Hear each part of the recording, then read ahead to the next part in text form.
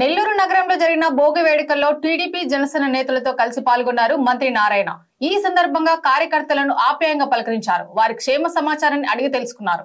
రాష్ట్రంలో యువతకు ఉపాధి కల్పించేందుకు ముఖ్యమంత్రి చంద్రబాబు శ్రమిస్తున్నారని చెప్పారు నారాయణ. జగన్ హయాంలో చేసిన లక్షల కోట్ల రూపాయల అప్పులు తీర్చడంతో పాటు ఎన్నికల హామీలను నెరవేరుస్తున్నామని తెలిపారు.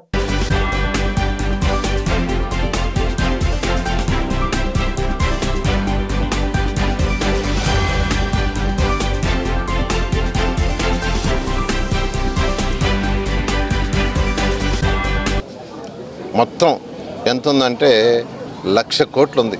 1,00,000 కోట్లు లేదే గతంలో చేసిన కాంట్రాక్టుల డబ్బులు లేదు ప్రభుత్వం. 10 లక్షల కోట్లని గత గవర్నమెంట్లో జగన్మోహన్ రెడ్డి గారు అప్పు చేసిపోయారు. దాన్ని తీర్చాలా, దానికి వడ్డీ కట్టాలా, మళ్ళీ రాష్ట్రంలో డెవలప్మెంట్ చేయాలా. రాష్ట్రంలో డెవలప్మెంట్ చేయకుంటే యువత భవిష్యత్తు లేదు. యువతకు ఉద్యోగాలు రావాలంటే డెవలప్మెంట్ రావాలా, డెవలప్మెంట్ రావాలంటే ఇండస్ట్రీస్ రావాలా. ఇండస్ట్రీస్ రాందే డెవలప్మెంట్ ఉండదు. ఇండస్ట్రీస్ రాందే ఏ దేశంలో డెవలప్ ఉండదు. అందుకని ముఖ్యమంత్రి గారు ఫస్ట్ ప్రయారిటీ ఇండస్ట్రీస్కి ఇస్తూ అనేకమైన ఇండస్ట్రీస్ ఇప్పటికే 4 లక్షల కోట్ల వర్త ఇండస్ట్రీస్ని ఈ రాష్ట్రానికి వచ్చేందుకు యాక్చువల్గా ఎంఓయూలు చేశారు.